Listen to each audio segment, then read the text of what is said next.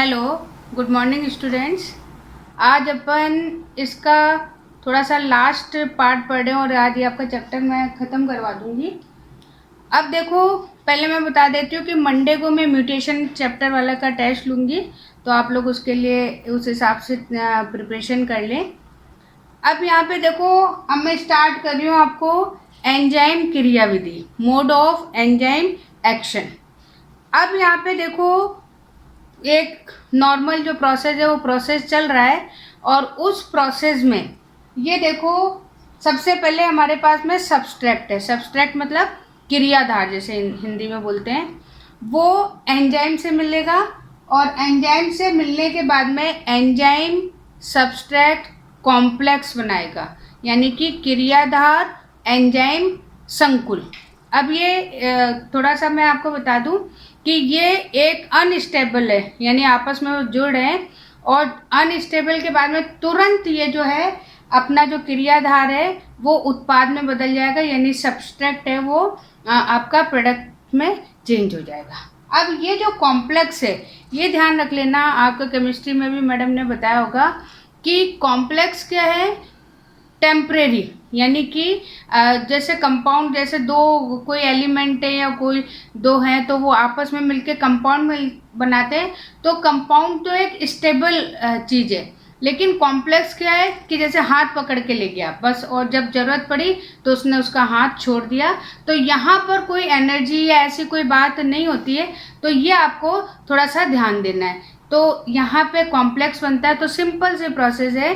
अब देखो, ये जो प्रोसेस है, इस प्रोसेस में जो है सबसे बढ़िया बात क्या है कि जैसे मान लीजिए कि कोई प्रोसेस है, उस प्रोसेस को स्टार्ट होने में जो कुछ क्रिया ऊर्जा लगती है, अभी ये आगे आपका है भी पर थोड़ा सा बता दे रही हूँ, तो उसे बोलते हैं एक्टिवेशन। यानी कोई भी प्रोसेस करने के लिए पहले उसको एक्टिव करने के लिए जो ऊर्जा लगती है, वो ऊर्जा जो है वो कम लगे, इसलिए एंजाइम को यूज़ लिया जाता है। और जो रेट है, स्पीड है, वो भी क्या हो जाती है, बढ़ जाती है। तो ये एंजाइम का सबसे इम्पोर्टेंट काम है कि एक तो एक्टिवेशन एनर्जी को कम करना, और दूसरा जो उसकी स्पीड है या जो रेट है उसको बढ़ाना। तो ये यहाँ पर इम्पॉर्टेंट है। तो अब देखो, यहाँ पे सिंपल सा है, ये इस तरीके से आपको अभिक्रिया लिखनी है और अभिक्रिया लिखने के बाद में ऐसे आपको डायग्राम बनाना है कि ये एंजाइम है, ये सब्सट्रैक्ट है,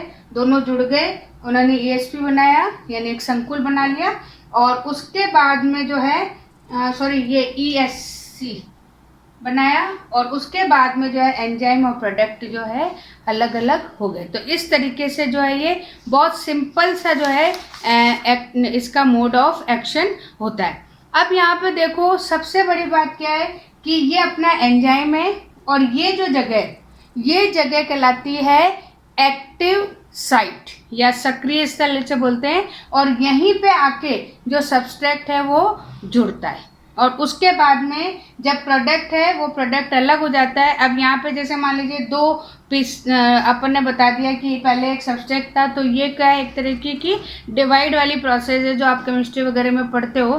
तो यहाँ पे इस तरीके से एक कंपाउंड है वो दो में डिवाइड हो गया। जैसे मान लीजिए कि ये H2O है और H2O फिर H2 और O2 में चेंज हो गया। तो इस तरीके से यहाँ पे ये एंजाइम की प्रोसेस हो रही है। अब देखो, ये जो प्रोसेस है या एंजाइम सब्सट्रैक्ट से कैसे जुड़ता है, क्या है, तो इसके लिए यहाँ पे आपकी बुक में दो थ्योरी दे रखी है।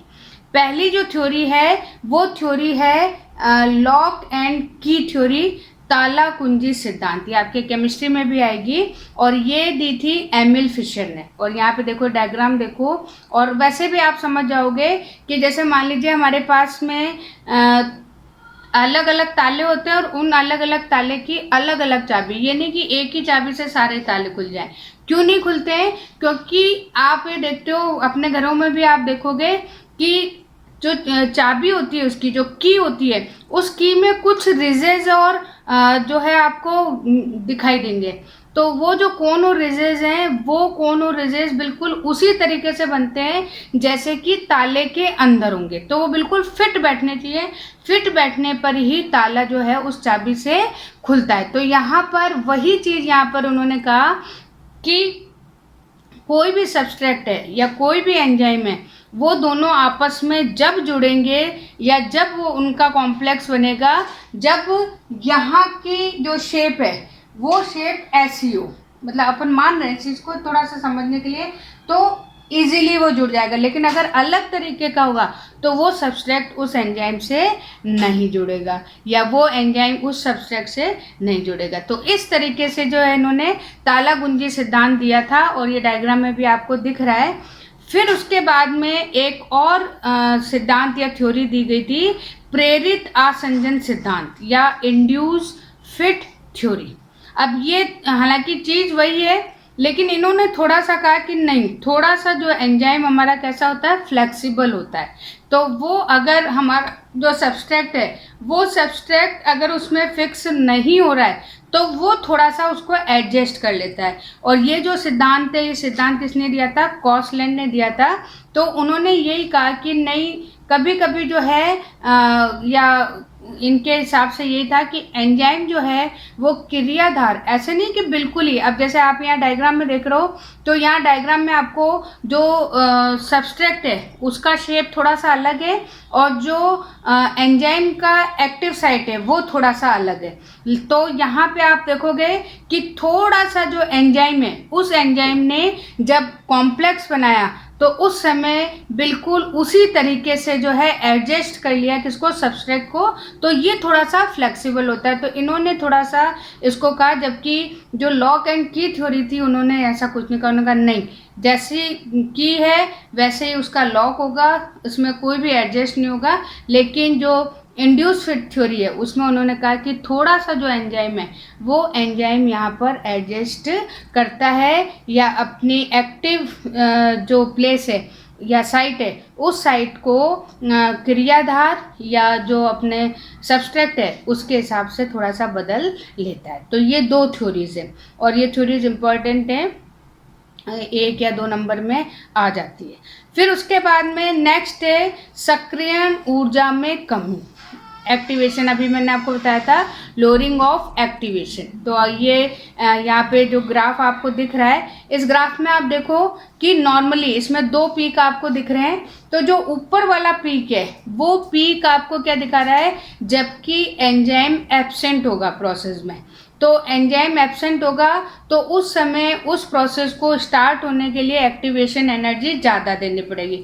लेकिन अगर उसमें एंजाइम अपन ने इंक्लूड कर दिया तो ये एक्टिवेशन प्रोसेस, ये एनर्जी क्या हो जाएगी, कम हो जाएगी। तो ये ग्राफ से आपको पता लग रहा है कि एब्सेंस में क्या हो रहा है, ज़्यादा एक्टिवेशन एनर्जी लग रही है, और अगर एंजाइम अपन ने वहाँ ले लिया तो वहाँ पर एनर्जी क्या हो गई, कम हो गई। तो ये ज़रूरी भी है क्योंकि एनर्जी को कम करना है लेकिन रेट को बढ़ाना है। तो ये कहलाता है सक्रियण ऊर्जा में कमी या लोअरिंग ऑफ एक्टिवेशन एनर्जी। ठीक है। अब उसके बाद में जिसमें लास्ट टॉपिक है, हालांकि आपके उसमें 2 चीज़ें डाल दी हैं कि एक तो इन्होंने लिखा है नोमेनक्लेचर ऑफ एंजाइम, एंजाइम का नामकरण पद्धति, और उसी तरीके से फिर है एंजाइम का वर्गीकरण। तो दोनों चीज़ें एक जैसी हैं ये मान के चलिए।